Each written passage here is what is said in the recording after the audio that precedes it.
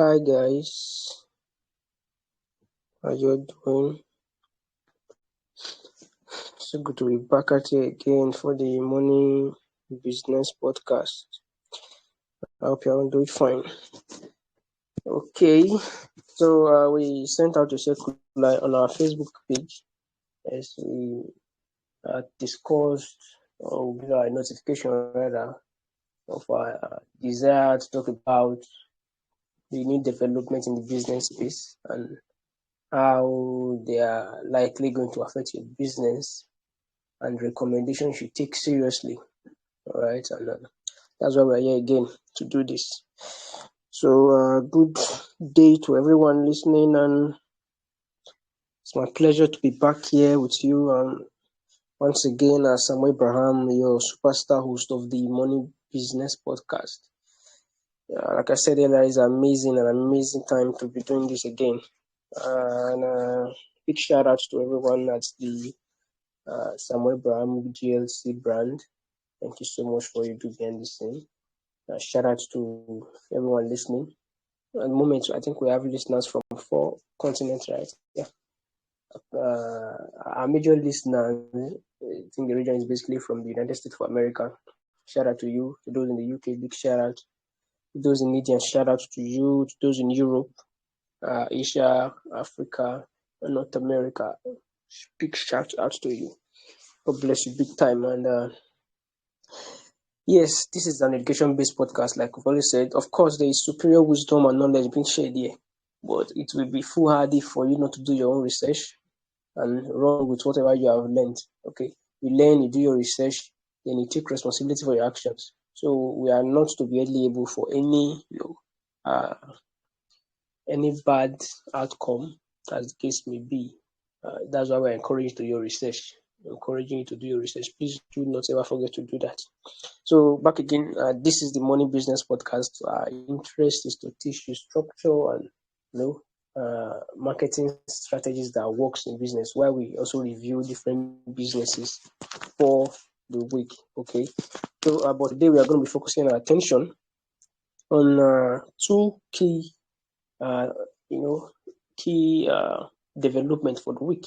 One is on the artificial intelligence part, the OpenAI's new development called the ChatGPT. You may have to go and Google that out, the meaning of GPT, but I'll just do my best and give you an overview of what is here. And of course, we're going to be discussing, for those in Nigeria and those who have investments in Nigeria, right? We're going to be discussing the new CBN policy, that's the Nigerian Central Bank's policy, and how all this new development affects your business, right? So I'm sharing my screen and I hope you can see. So I'm going to be sharing some stuff on giving you so that the visuals will enhance your understanding and brighten up your perception of what I'm discussing with you today. So let's go with the CBN policy first, right? I think we'll go look at talking about Nigerian zone. So there has been a big shake in the Nigerian financial system at the time being. I think it has been something that has been happening for some years now. The governor of this particular arm of not an arm, not necessarily an arm of government, will go the governor of this particular,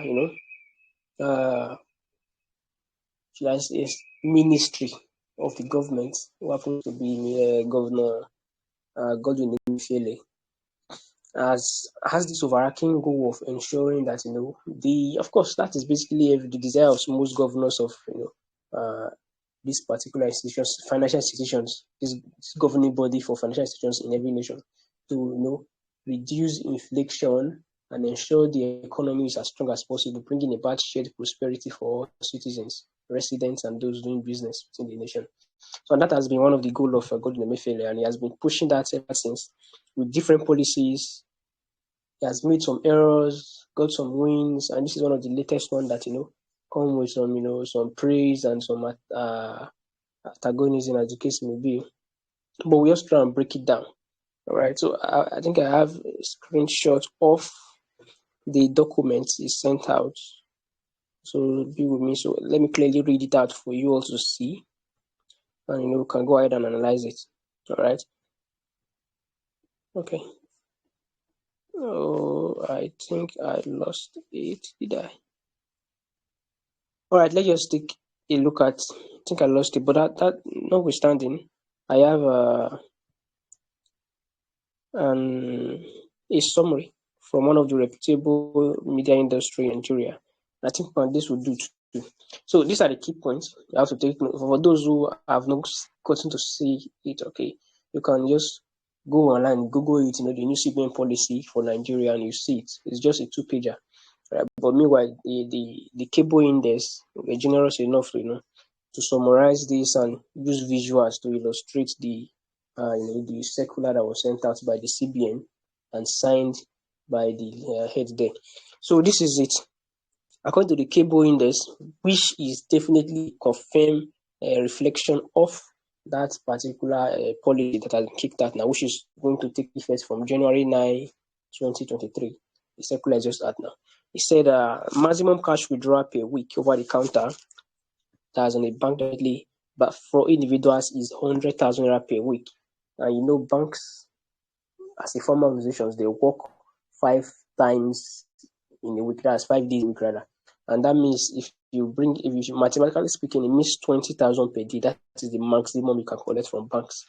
And for corporation, that's companies, NGOs, and co, they can only collect maximum of 500,000 per week, meaning it's 100K. That's 100,000 naira per day. Before I even go ahead, I want you to understand that there was this policy is more of like a microcosm of the CBN's governor's overarching goal of ensuring that the economy is balanced enough, fair enough, and even better than they met it. Okay, and that is why there was a currency reprint, because there is this high case of the banking imbalance, the loopholes in the banking industry in the Nigeria system. That it's one of the reasons the economy is not as solid, aside the fact that the infrastructural part and other things that could come from the government arm. This is just the citizens' contribution to the fall of the economy. And that is what the CBN government is trying to rectify. Okay, I am not in any way trying to justify his actions. I'm just trying to pass a message and use this to let you understand how it affects your business and how you can come out of it. All right. So what did they do initially? They redesigned the Naira, not really fantastic redesigns. They just redesigned the Naira so that and give a deadline for when the old Nairas will become invalid and totally useless. So this singular action forced those who added money in their houses via corruption or any other means of probably they took it home for easy use. You can't tell, but the fact that fiscal cash was outside and it was not prompting the government to be printing more money to meet demands. So that was what they're trying to remove. Those people, via this policy of reprinted nairas, were now forced to bring back their money back to the banking industry.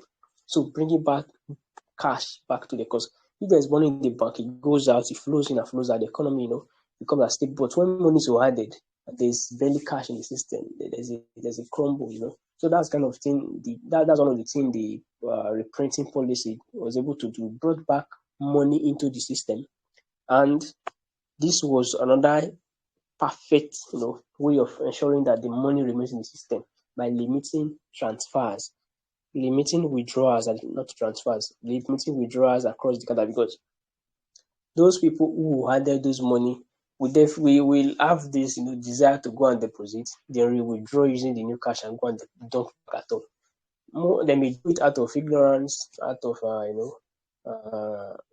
of course they may be aware of what they are doing, but the end goal is always is obviously bad for the economy.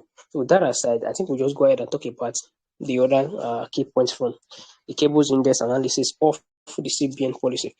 And it said the withdrawals exceeding the limits of either the individuals or corporation attract 5% and 10% processing fee respectively. So if that shows to say if you want to take 200,000 naira for a week, it means that you're going to pay 10% of that 200,000 naira as processing fee. So you will be collecting 200,000, then paying the bank over the counter 20,000 naira for the service rendered. And if you are withdrawing 1 million naira for corporate industries, so you'll be paying 10%, paying that 10%, right? So what I just gave was for 10%. For individuals, it's 5%, like illustrated here. And he said the third party check above 50,000 naira no longer eligible for payment on the counter. And limits of 10 million clearing checks this or it, meaning you cannot take more than 10 million with checks, right? And you cannot check above 50K on the counter. This is crazy, right?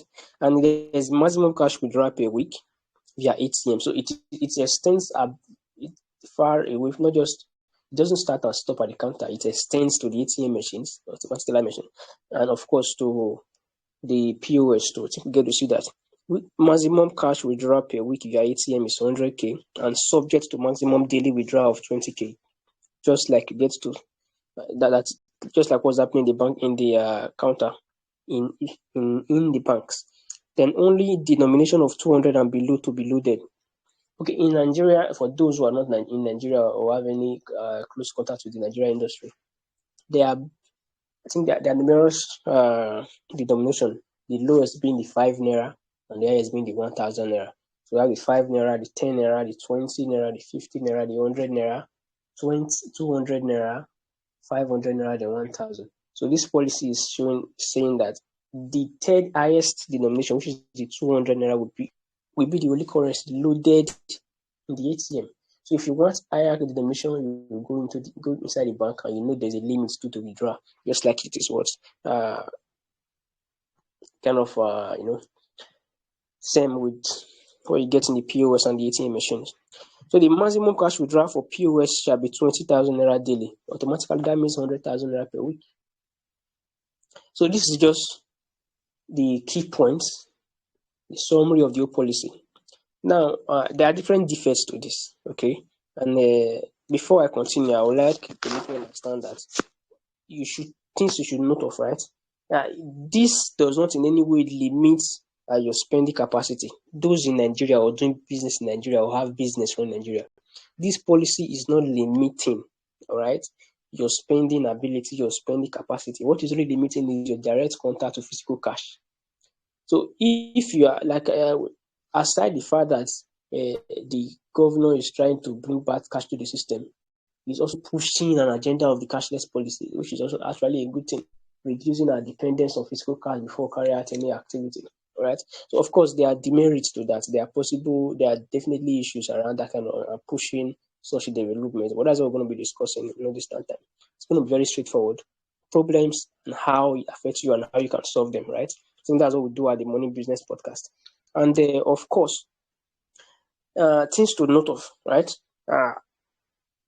This development will reduce in the Nigeria space. There is this high level of corruption, not just in the political space, but in the first space, like in the Nigeria police system, where citizens are being haggled and dragged to go and withdraw money illegally. So this policy may be a benefit to them or the other, and also for terrorist organizations who kidnap citizens and demand for cash. This is going to put a limit to it, because if they should end up carrying out cashless transfers, the interest will be very, very easy. So that aside, all right, what are the demerits of this policy? And it is from these demerits that I'll bring out silent, points and solutions that you can use to tackle what you may be battling and thinking of how to find a way around. The first thing is that there will be increase in prices of transfer. That's going to happen, even if the government may not be giving that kind of body language. There's going to be increase in transfer, stamp duties, and every other charges that comes with doing that. So what this means is that the transfer fee, I think it used to be 15 naira for stamp duties, right? And stamp duties, and sometimes some transfer charges too. So this means that you're going to be incurring more cost while you're making use of the online infrastructure that's already on ground. How do you reduce this stress on your business? There are so many fintech industry that is jumping and pumping up. This is the right time to patronize them. I'll say it again. This is the right time to patronize. And because of this current policy and the new reality, the competition there will be higher. So the possibility of transfer fee being high, the competition will put a balance, first of all. But secondly, there are so many banking fintech apps, so many fintech apps, right? The financial technology apps that are out there that you can actually use to replace the traditional banking apps, which they are trying to find their foot and making it and trying to find their foot in the whole banking sector, right? And one of them is Kuda Bank. Is find a way to register with them, and of course, your business should be registered as an entity, not just your personal bank account. There is there is no charges as far as I'm still aware as of today. They do not charge for transfers. They do not charge for transfers, so you can take advantage of that for your personal use and for business. And there's going to be high possibility for increase in POS withdrawal charge. Why? Because there's a ripple effect.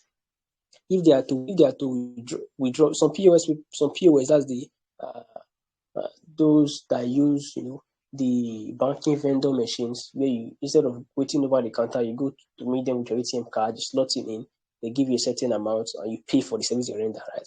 But so the thing is, they are going to be paying more over the counter in the banks, which should not be affecting how they charge you in charge you. So this, okay, let me make it clear first. These POS guys actually operate in areas where banks are not really many. Like there's no enough bank to serve the financial needs of people in that community. So the POS people, they serve in as a middleman or a middlewoman, as the case may be. They go to where banks are. Banks are actually far away. They go there, withdraw money, right? Then bring it to those areas where there's no banks. So they are reducing the stress, the waste of time, energy, and resources of their customers going to banks and waiting in queues to get money. Instead, the customer now patronize them in that same zone, that geographical zone, withdraw money and they pay for that service. If you don't get it, let me use it like this. So there's a Mr. A, there's a Mr. B, and there is the banking industry, the bank as an organization, right? So Mr. A and Mr. B stays in a local area where there is no bank. So to access the bank, Mr. A and B, they have to move as far as a 1 hour to 30 minutes journey before they can get to the bank. Then when they want to carry out any transaction, coupled with the time they spend, the energy and all, and coming back to their base, they might have ended up spending more energy and resources because, of course, there is no bank in the place, right? So when Mr. A decides to become a POS vendor, he goes to the bank, apply for POS and get a POS.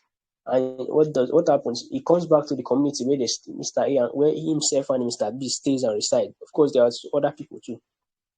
He goes to the bank, withdraw money, and brings to the community. And the people in that community, including Mr. B, do not have to go to the bank and spend long hours, long time trying to, transport themselves there, withdraw the money and come back. What they do, they now patronize Mr. A, who owns a POS machine, and they pay Mr. A an extra fee. So if they are withdrawing 1,000 naira, they end up paying 1,100. So they are paying Mr. A an extra 100 naira for the energy, time, and resources that they might have wasted, right? So that is how the POS industry operates, okay? So, like I was saying, so because of the fact that this Mr. A, who goes to the bank to withdraw money in bulk and bring to the community and disperse to those who need them for their financial use, the fact that this Mr. A now has to pay extra cash in the bank to get more money, Mr. A will now have to increase his charges. I hope I'm making sense. So that automatically means that Mr. B and every other member of the community will now be paying more charges for the same amount of money that they were withdrawing before. So if you were paying 100 naira for 1,000 naira before, you want to be paying 200 for 1,000. Of course, they are still getting their services. They are still getting excellent services, but they are not paying more. So because of this increase in charge, there may be a little, mutiny and rebellion, and it may not really be cool for business. For those running POS, there is actually almost no way to haggle this increase in price, or you get kicked out of business. Okay. So, but if you run a business and you can afford it, I will advise you go ahead and get a POS machine for your business, because in many areas where banks are not really easily accessible, most people just before they purchase are going to any stores, any shops to go and get consumables or whatever they need. They go to the POS vendor, withdraw, they buy, so that they can have money to buy whatever they want to buy. So in this case now, where it is not logically expensive for them to patronize the POS vendors, why don't you just have your POS machine in your shop? So they come, they slot in their card, They purchase and they go. So they don't have to be thinking too much about paying extra fee to the POS vendor for coming to you. And it's also an opportunity for you to take advantage of the of food industry. But the basic thing here is that you keep your customers who would have looked for maybe shops or stores closer to the bank so they can draw money and buy their product. You keep those instead of them looking for that. You have solved their problem by having or uh, by like having in possession the POS machine for your business. Register with your business. They come, they slot in their card, they pay. You are not rendering services of doing withdrawal for those that are coming. Instead, they are coming, they slot in their card, they pay. No problem solved. All right. So I think that is basically one way to cover up for this policy defect in this particular zone. Some people have argued and said that it may be feasible for smaller business that are not too that don't require cash every day as compared to some business, basically the real estate business where use of cash on a daily basis runs to a million at times, where because of the consistent purchase of building materials and paying of laborers on the site, because they get paid on a daily. And that aside, there's also the problem of the high level of the unbanked residents and citizens and the underbanked residents and citizens. Most people don't have bank accounts, and those that do, they find it very stressful to go to banks which are quite far away from their environment to go and make withdrawals, and no stress of doing that. They prefer to be paid in cash. And most of these real estate agencies and construction sites operators, like I said earlier, they spend up to 500K to a million rapid. So this is a big problem, and it means that there'll be an issue. But the good news is that people will find a way to adjust. All you have to do now, as a business owner in the real estate sector, this is my very, very sound advice to you as a business owner in the real estate sector.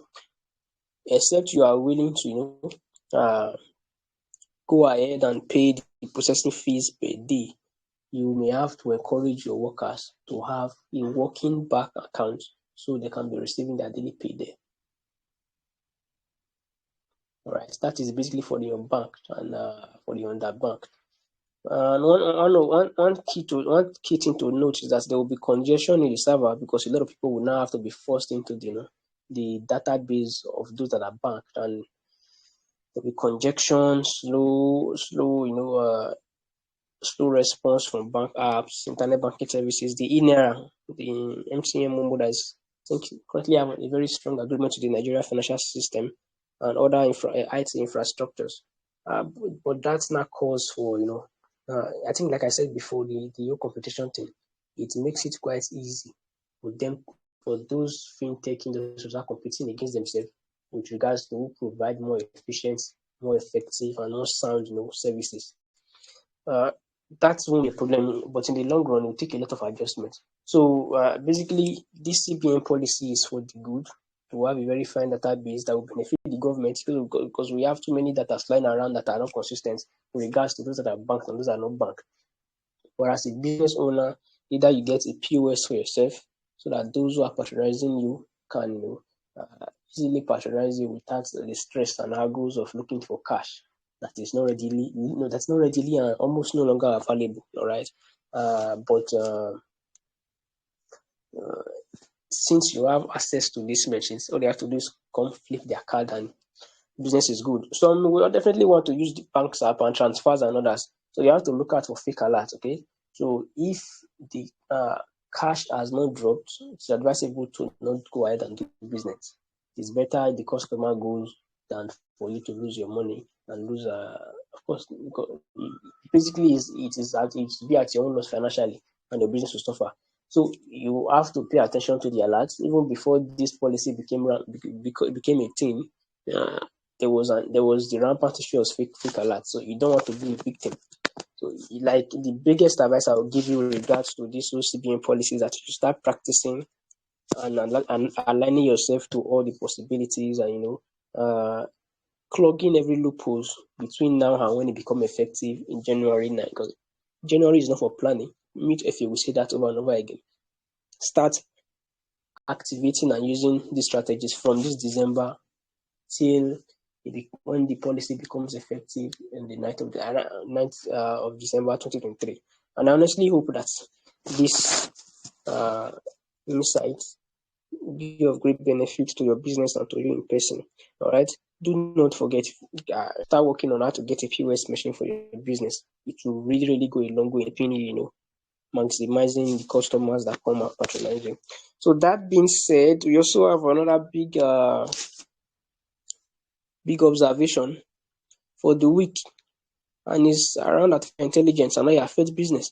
Honestly, so many careers that have been said over and over again, that so many careers may likely lose their relevance, right? And why is that?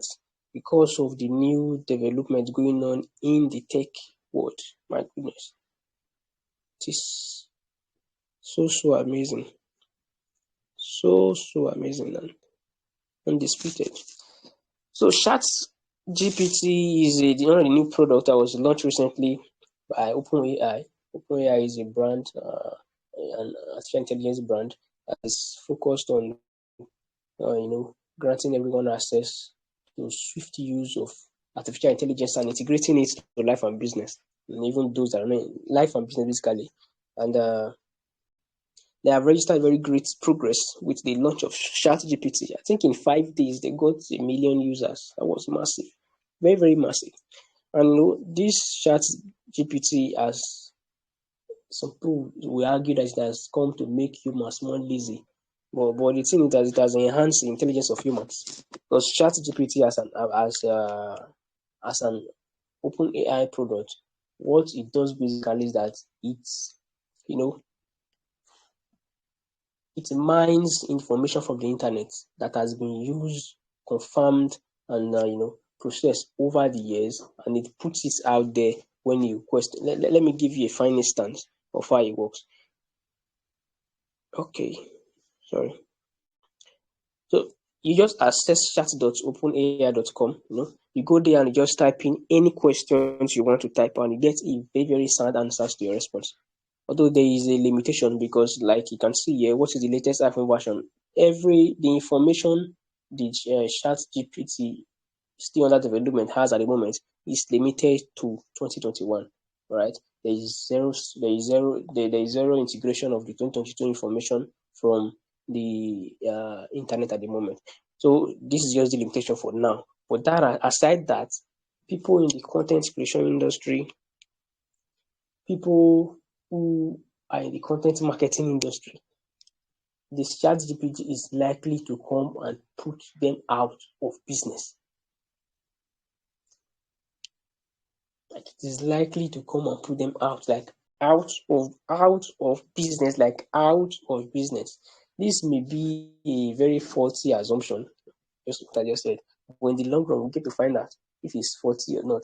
But because this particular innovation, this is not what there is. There is definitely going to be improvement, just like every other artificial intelligence and tech tools we have had access to over the years. And it is going to definitely replace jobs, right? It can only get better. So my advice to those in the content creation industry and content marketing industry is that they should maximize the opportunity they have now and grow out of the portfolio of being called content marketers or content creators or writers, and grow into what we call a media house. This would be more elaborated and talked about on a very different podcast series. So they should move on from being called content creators, move on from being called writers to become a media house. This is just what I would just say for now until we discuss this deeper in our next conversation. Okay, so the ChatGPT innovation and what will I say now? Is going to greatly affect the academia industry too. Okay, because students can easily just go there, type in their questions, and they get answers. It is not limited to just words. The ChatGPT also have serious answers to coding. You request for a code, go there and type your request for a code, and it gives you a background code. You can type it, You can copy, and paste. So there was a case on Twitter where someone said, okay, since Elon Musk as the owner of Twitter at the moment, demands that every worker submit on Fridays, every Fridays, what they did, the activities they carried out from Monday to Friday,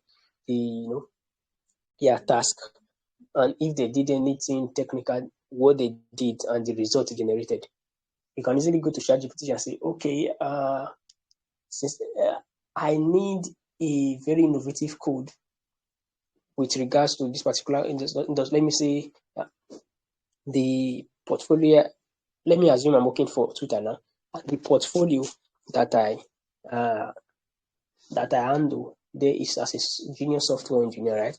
I can go to ChatGPT and write an innovative code for the improvement of Twitter as a junior software engineer, and it will give me a fine code, even multiples, for me to select from. All I have to do is to copy, paste, and send. So, of course, it will create room for lassity and for laziness. I think that would be the preferable word. Create room for laziness and poor innovation, because you can easily not get answers instead of thinking deep. Now, what's the point? I think what's his name again? Is he Eddie? Trying to remember. Is he Isaac Newton or the other phenomenal guy? So it was asked. He said, "Why should I be storing numbers on my head when I can use calculators? You already have calculators. Then why are you storing numbers on your head? Because your work is not making simpler. Look for that, tougher work to make simpler." But that being said, it means that how does this analysis affect the academia? Homework is no longer be homework, because people will the students, as the case may be, the student will no longer put more effort in getting understanding even what's the questions that have been given to them. All they have to do is go there, type the questions, copy the answers, paste and submit. And to be in the long run, the ripple effect will be really mad for for society. So the best way the academia can tackle this is to put more effort and put more relevance and put more interest on the classworks, because all work is going to be in the classwork. Dissertation, homework, project work, as far as there is a chat GPT somewhere, it's going to be as almost useless as possible. So interest and interest and emphasis should be put more on classwork, so we do not in any way lose out on the comprehension abilities and the understanding of faculties, of course, of the students who are running in the academia because of this new innovation of the chat GPT.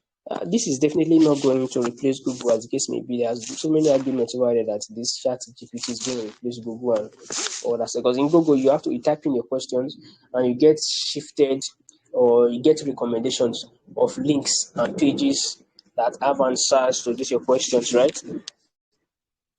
Uh, but in the chat GPT, you type in your questions and you get answers. The problem is that you don't get where to make reference to and say, okay, according to source, so this is the answer. That's not the case. So both of them have their limitations, and they can only work on in hand as the year goes by. But that doesn't in any way means the advent of ChatGPT will not cancel out Google. I'm very certain that will not be the case. Stand to be corrected in the long run anyway. So, like I said, this is going to replace careers. This is just the beginning. It's just a test. It's just one of a million that will come up. And I already I gave a short response to how those career people, especially those in the writing industry, kind of find a way to maneuver around this possibility that will come up. The reality of them being kicked out of business is by then becoming a media house, not just building a writing career, but becoming a media house as in the long run, right? So aside this success of this chat GPT now, in general, the AI industry is becoming crazy. I'll just show you some pictures now. Okay, these very pictures you are going to be seeing, if you can see my screen now, we generated by AI. These pictures, this very one, these pictures, like, okay, not this, these pictures, you can see CZ. I took a screenshot of this from Twitter. I said, AI generated an avatar, and I guess it didn't figure out I can't play guitar, and the logo should be that's the Binance logo, not a round logo. Of course, it didn't get 100% perfection here, but it showed that there's possibility. It is going to be refined over and over again before you know it, to get it right. How does this even happen? There are so many data in the internet space, okay, that can be mined rather by this artificial intelligence, tech tools. There is sees his face, sees his pictures, his clothing, the way he smiles, the way he laughs. They are all over the internet, and all they do is to mine it and process it as artificial intelligence. Uh, they process it and they bring out the results. Like I said, you can see this. What is the implication of this? This. This is a picture of models. Probably models who are going to be advertising for brands, for companies who launched a particular product that they want the market to buy. In this picture, without the AI, there are so many careers that, if this was a picture that was, generated without AI, was done naturally, you have to understand that there are so many careers career people who need to come together to make this picture work. I can list some: hairdressers, okay, makeup artists, right, photographers, right, and even those that work in the clothing industries. So this is basically just four: the makeup guys, the hairstylist, the fashion designer, and the photographers, the editors, right? But this picture was generated without the help of any of those four. What does that mean? It means that they are out of business automatically. It means they are no longer needed. So if I didn't even mention models. So in the future, models will not be needed. In fact, there will be no need for models, right? There will be no need for models to get, visuals that will be used for adverts. There will be no need for hairstylists to get find visuals that are used for adverts. There will be no need for makeup artists to find visuals that are used for adverts. There will be no need for, camera guys, editors, video or picture editors for visuals that will be needed for adverts. So that's why I said to the writers they should upgrade to becoming media houses, right? For these other people in these different industries, there's a big problem for them. They're losing their work. But this is the good news. This AI is a minting machine. It mints information from the already existing data in the internet. It mix it, and turn it to, find figures like that. But the best way and the finest way for this creative to keep earning from whatever they have, they are done or what they will do is through NFTs. That will be a conversation that will be held in another conversation in another particular podcast. For this very MB podcast, but in particular episode anyway, another different episode. Beg your pardon. But I think I just said something that should open your eyes. Likewise, this picture here. There will be no need for location guys, location manager off because of AI. You can see this. No need for those that prepare your outfit. They are off. Let me show you more. I think it become more crazy when you can see AI generated a runway for hoodies. Of course, it's exciting to have the thought of we have so many young people, matching the runways, showing different attires, for the whole fashion shows and co. Why don't we have one for old people? Amazing. But AI is doing it first for you. You can see it's slick. Makeup artists lost their job here. The fashion person lost their job here. The location manager, event manager, the event manager, the makeup artist here, photographer, the editor. You can name it. For you to organize a fashion show, so many investment that goes into it behind the scene, and so many professionals you have to bring together to make it work. Now it is being replaced by AI. Great. Can see the pictures. These are artificial intelligence generated. So what's the way forward for you as a business owner with regards to this AI? Integrate it into your business. Integrate it into your business. Integrate it and get or a perfect understanding. You can start with the basis of the NFT industry. If you are a creative, start looking for a way to start, taking action with the non-fungible token, the collectibles, and the metaverse stock. It's currently at the low, but it's going to come back higher and higher, and your level of preparation determines how far you can take advantage of this particular reality that will hit us very soon. So this is basically the talk on tonight's show, right? Or today's show. Basically, not hosting it at night today, and I hope you've got to see the reality that is playing out, and you can start thinking about innovative ways to get access, or not just get access to this new developments, but find ways to integrate into your business so you do not lose out. Just like those who lost out in the great industrialization, and those who lost out when technological improvements kicked so many people out.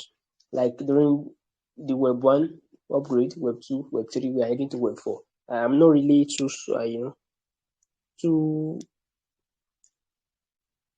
vast in this particular, this web conversation. That's why I'll be bringing someone to come and give us an in-depth understanding of it and how to take advantage of whatever possibilities that abound around this particular tech and AI industry. But I've got to say what I have to say, and I hope you run with the lessons, do your research, and be good, surely. So there is this business.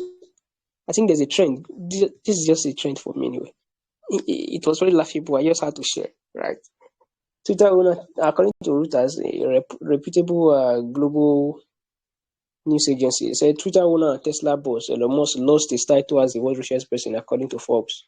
Okay, they were quoting Forbes. Following his expensive bets to buy the social media firm, that's Twitter, and selling stocks of his electric car company to fund the buyout, that's electric car company, that's Tesla. And in less than 30 minutes, here you go. Musk is back at number one. He briefly lost his title as the world's richest person, according to Forbes, following a steep drop in the value of his stake in Tesla and a $44 billion bet on Twitter. But Bernard Arnault, CEO of LVMH, and his family were back at number two shortly after. I think that's just the trend for the week that I think is what, letting you know. At the moment, the best performing business for me remains Twitter, and that's been so for past 5 weeks. Okay, poor performing business, I didn't really take cognizance of that. It could be yours, but there are so many things you can do to make it better, improve your structures and your marketing strategies. And yes, for those in Nigeria, find ways to click and take advantage of the CBN policy. Do not be a victim of indecision. Then for everyone, the AI industry being innovative, if you do not have enough finances and resources to employ content creators, writers, and go ahead and take advantage of the ChatGPT channel, right? Take full advantage of it. Use it to create your content. If you work in the grocery industry, you can write grocery marketing content, and you get a whole lot of different bullet points. Copy it, edit, refine, and use for your own marketing, purposes. All right. So that will actually reduce your cost of running your business. Take advantage of it now. Why for those who actually write as a career, it is now it's you have to take decision and action and start working towards becoming a media house owner instead of just being a writer. Then otherwise you get kicked out of your business, and that's going to be very bad. For those who run businesses, please do take advantage of the ChatGPT channel. Maximize it, milk it. Okay, so businesses that are likely to bounce back, Twitter is definitely going to remain at top, at least for the year running. 2023, let's see how it goes. For those that are performing poorly, you have every chance to bounce back. The ChatGPT just gave most people a lifeline. And for those who are having issue with design, please take advantage of Canva.com. That's help you with visuals, videos, and it's almost free. You go for the pro, I think it's quite very, very cheap. Take advantage of Canva to increase your business marketing. And I think that will basically be all for today regarding what I think we basically talked about the CBN policy and the OpenAI innovation, ChatGPT. So that's basically it for today, and I hope you learned something. Do not forget to carry out your research. Okay, carry out your research and take action. And okay, so for the SAGSA brand, we just have 5 service we render at the moment. Aside this freemium of podcast, the business money business podcast that happens on Fridays, money market on Mondays, and the money leadership on Wednesdays. We have 5 other services we render. International passport processing for those who want to travel out for business purpose, for study purpose, for vacation purpose. Is the Utah season. Please do not forget to patronize us. All right, you need these documents. This travel document, that's the international passport, to make it happen. And yes, for those who have travel plans for study, vacation, tourism, work, residency, or permanent relocation, as the case may be, you can reach out to us too. These are contact details below. If you can see my screen. And we are just, of course, you are aware of the fact that we are very much interested in helping business move from point 1 to point 2 and to their final destination, right? And that is why we, first of all, we provide services that helps you operate legally in Nigeria and wherever you operate. If for you that's outside Nigeria that have interest in operating in Nigeria, okay, we help you get your business registered with the Corporate Affairs Commission so you can legally operate, and you do not have to be considered as an illegal business, but because it's not good for business in the long run. You're going to end up paying more fines than expected. So help you register your business, get you a business plan, of course, so that you can have a blueprint of how your business can run, right? And we provide consultancy services too, trainings for staff, and support services, tech support services for your business, and every other support service that your business need to run. We are into that full time. Please do well to reach out to us and patronize us for your business. That being said, I think it's time for us to call it a day. It has been a very, very long day, and grateful to everyone that has been part of this project right from the days when it was known as the Borderless Business Teleseminar, to now that's been rebranded to the Money Business Podcast. Thank you so much. Big shout out to you all.